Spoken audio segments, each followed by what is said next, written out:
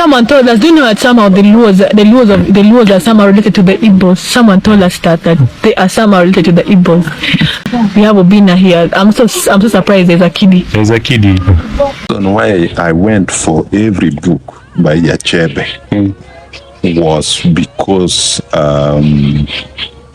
the culture is almost like ours.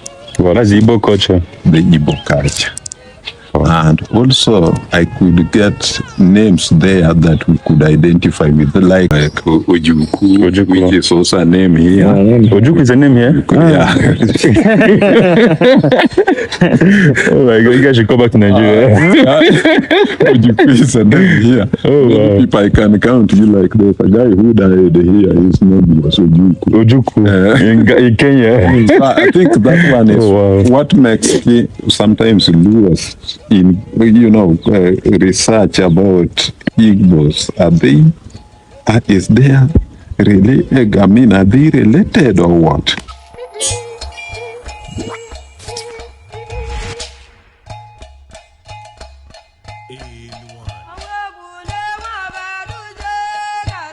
Did you know that two of Africa's most remarkable peoples, separated by 4,000 kilometers of land, mountain, desert, and forest, share the same names, the same rituals, the same God?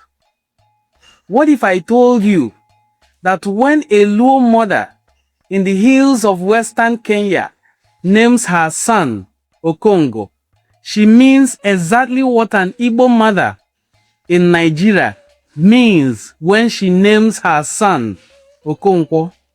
Same word, same meaning, different sides of the continent. This is not a coincidence. This is a mystery that historians, anthropologists, and the people themselves have been trying to solve for decades. And today, we are going to dig deep into it.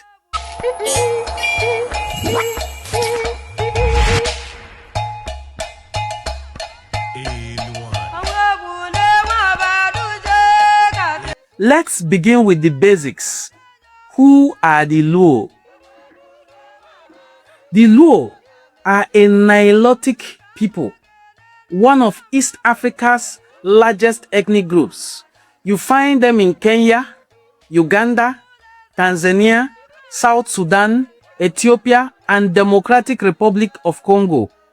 They are a deeply proud people, fishermen, farmers, cattle keepers, storytellers, and for the last century, some of Africa's greatest minds.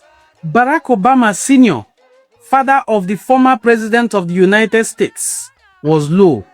Thomas Odiambo, the scientist who won the UNESCO's Einstein Medal, was Luo. Grace Ogot, one of Africa's pioneering female novelists, was Luo. The Luo do not do things small. Now, who are the Igbo? The Igbo are a Niger-Congo people of southern Nigeria, numbering over 75 million people across the world. They are one of the most populous ethnic groups in all of Africa. Traders, philosophers, warriors, innovators. The Igbo produced Chinua Achebe, the man who gave Africa its literary voice to the world.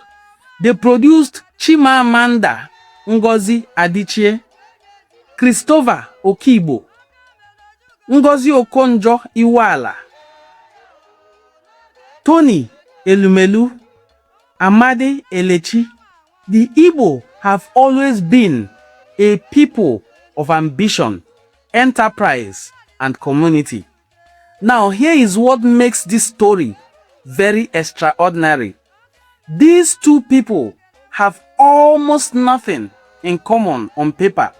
The Luo speak Dolo, a Nilo-Saharan language.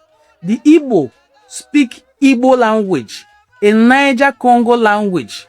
Completely different language families, completely different ancestral migrations, thousands of kilometers apart. And yet, before we get to the specifics, I want to give you a framework, because this story only makes sense when you understand how Africa really works. One of the greatest African historians who ever lived was a Kenyan, a Luo, named Bethwell Allan Ogot. Professor Ogot spent his life reconstructing the migration history of the Luo peoples, tracing their journey from the Bahr el Ghazal region of what is now South Sudan, southward and eastward, across thousands of kilometers, over hundreds of years. In his landmark 1967 publication, History of Southern Luo, Ogot examined oral genealogies, migrations, narratives, religious systems, and the histories of 22 Luo-speaking groups. He wrote that in Africa, the story of a people is never just about a fixed location. It is about movement, encounter, adaptation, and the cultural residue that survives every migration. That idea is crucial because it means that when we find striking cultural similarities between peoples thousands of kilometers apart, we should not be shocked. We should be asking what moved and when, who moved and when. Now, Ogot's contemporary, a great Senegalese historian and anthropologist, Cheikh Anta Diop, was making an even bolder argument. Diop proposed an argument, and this was radical at the time, that there was a shared cultural continuity across African peoples that was more important than the varied development of different ethnic groups, shown by differences in language and culture over time. Let me say that again. Diop was saying that beneath the surface differences, the languages, the customs, the borders, African people share a deeper cultural core, a community, a thread. And when you hold that idea of Cheikh Anta Diop up against the Igbo-Luo parallels, it stops being a curiosity. It starts feeling like evidence. Now, let's talk about names, because this is where things get impossible to ignore. Researchers and curious community members began noticing something that should not be possible in any way. The Igbo and the Luo share an almost identical naming system. In both cultures, male names begin with the letter O, female names begin with the letter A. That alone, it would have been interesting, but it gets even more complicated. Take the name Okonkwo.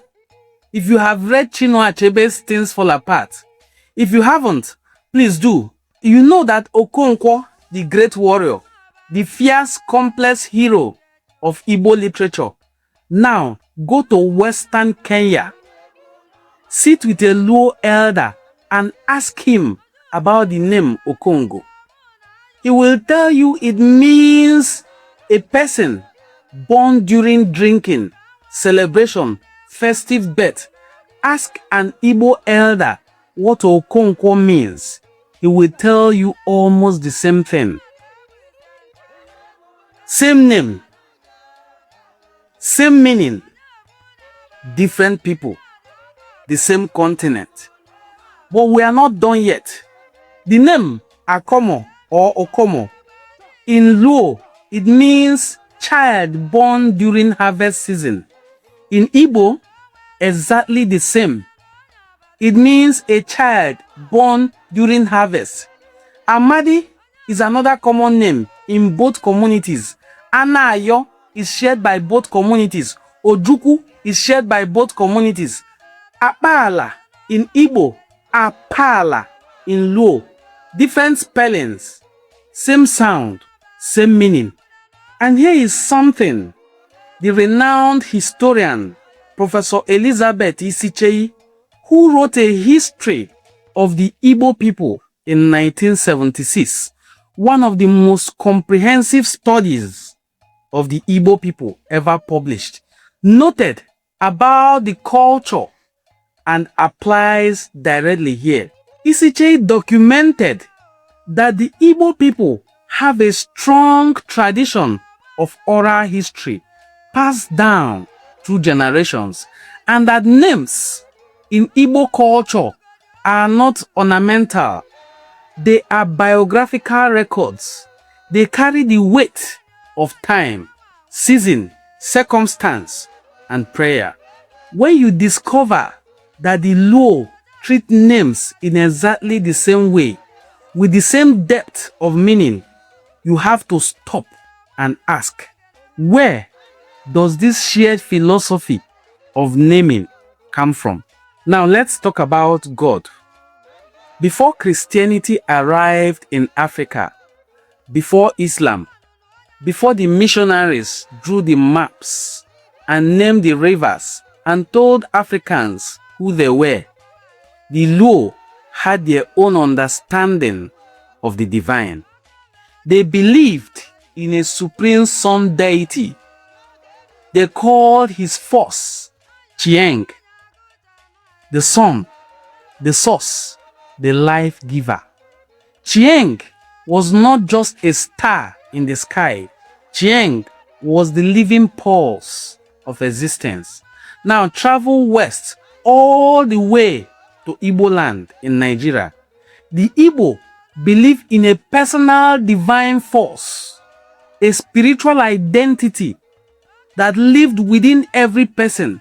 They called it Chi. Your Chi was your God, your personal God, your faith, your inner light. Chinua Achebe, the greatest African writer of all time, chronicler of Igbo culture, wrote an entire essay about this. He called it Chi in Igbo cosmology, and in his words, he described Chi not merely as a concept, but as the very engine of Igbo spiritual life. As Chinua Achebe said in his collected essays, Morning Yet on Creation Day, the Igbo understanding of Chi is profoundly personal. It is not a distant God ruling from above. It is your inner companion, your divine partner in the journey of existence. Now, say both words slowly. Chieng, Chi, and you will understand the relationship in both words and in both meanings and in both references to the word Chi and Chieng. The sun deity of the Luo, the divine self of the Igbo. Two different theologies, but the same syllable at the core. And remember that Cheikh Anta Diop argued that shared cultural continuity across African peoples runs deeper than surface differences. Could Chi and Chieng be fragments of the same ancient spiritual vocabulary preserved across thousands of kilometers and thousands of years? That is not a rhetorical question. That is a legitimate scholarly one. That is the kind of question that keeps anthropologists awake every night. Now here is where it gets even more personal. In both Luo and Igbo culture, the birth of a child is not just a family event. It is a community declaration. A name is not chosen randomly. A name carries the story of the moment, the season, the weather, the mood, whether there was war or peace, or harvest or famine. In both cultures, A name is a biography. A name is a prayer. And what about death? Both the Luo and the Igbo hold funerals with extraordinary ceremonies. Both cultures believe that the dead do not simply vanish. They transition, they watch, they intercede.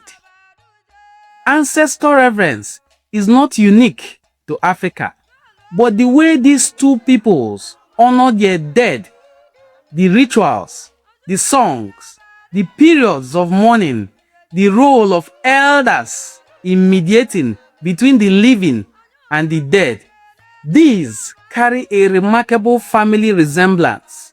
And what about marriage? In both Igbo and Luo communities, marriage is a negotiation between families, not just individuals. Bride wealth, the payment that seals a union, is central to cultures in both Luo and Igbo society. A marriage without family involvement is barely considered a marriage at all. The community is everything.